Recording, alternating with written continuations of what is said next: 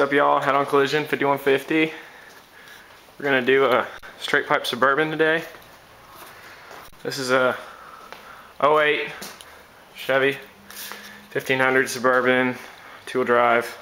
It's got the 5.3 Vortec, and all I just unbolted the exhaust, and it's just dumped basically. So I'm gonna show you how I did that. See, you just unbolt those 2 bolts, move that flex coupler over, and just put that other bolt on, and literally takes a minute. So if you have an 07 to 11 Chevy pickup or Suburban, Tahoe, whatever, you can do that. Shout out to Flies by Night 100. He showed me this, and if I put this video up, he'd probably get mad if I didn't say anything. So let's start it up. And kind of see how it sounds.